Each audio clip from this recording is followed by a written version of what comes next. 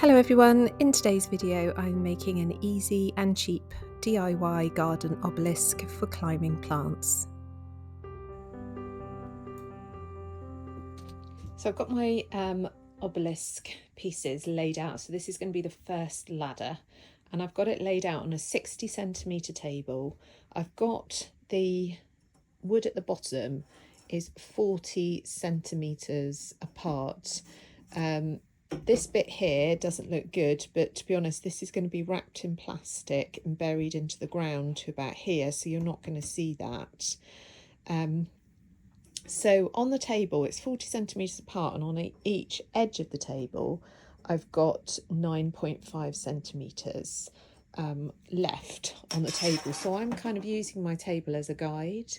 So the next thing is to work out the cross braces, and again, like I said, this is going to be buried into the ground. So my first one I'm probably going to be putting about here, and then I'm probably going to put the one at the top, the very top, and then it will be stable and I'll be able to eyeball the rest.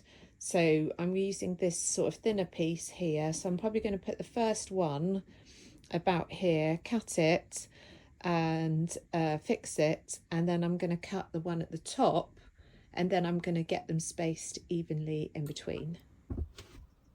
I'm using my ruler to mark my first measurement, so this will be for my horizontal piece, and from the bottom I'm marking it at 15cm on each side. I used my miter saw to cut each horizontal piece and then made countersunk drill holes on each end before I fixed them with screws that were suitable for using outside, because I don't want them to rust.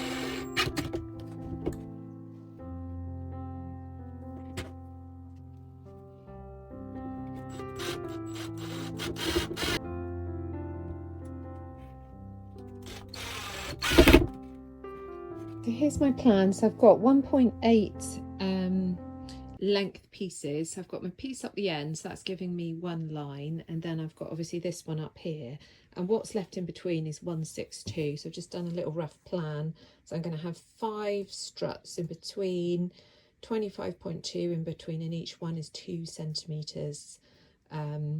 So that will be about right. Obviously, as I get to the top, if there has been any wriggle room, then I don't think that's going to matter too much if that measurement is out. But what I'm going to do is basically mark everything on the piece of wood on both sides so that I'm ready to go. I can just put each one in, cut, put them in, screw them in, done. So here I am measuring each horizontal piece, cutting them to fit with the miter saw, and then securing each end with a screw.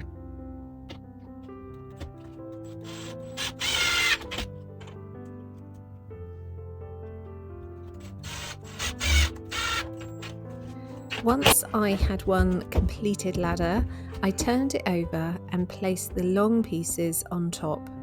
So I was using a combination of measuring and also just copying the ladder underneath, and then marking off each horizontal piece in the right place.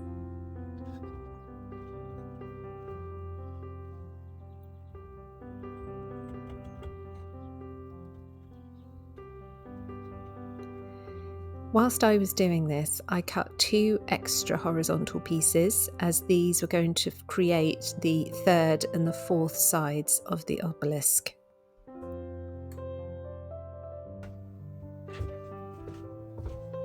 Once I'd completed the 2 ladders, I turned them on their side and started screwing in the horizontal pieces to connect it all together. It was very satisfying to stand the obelisk up at this point and drill in the final horizontal pieces.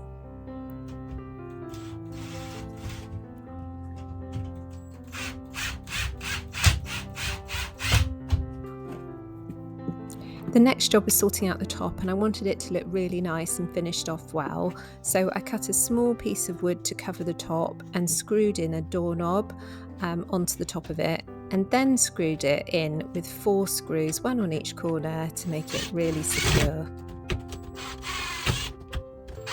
here you'll see that I've wrapped each leg in plastic and then I covered each one with duct tape to protect it before burying the legs in the ground.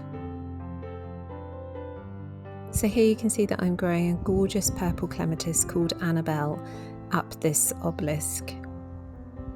I spent £30 on the wood altogether and I had enough to make 2 obelisks. I'm growing a beautiful David Austin Gertrude Jekyll rose on this one. I hope you're all doing well and enjoying the summer. If you're not a subscriber, then please subscribe and I'll see you in my next video. Bye.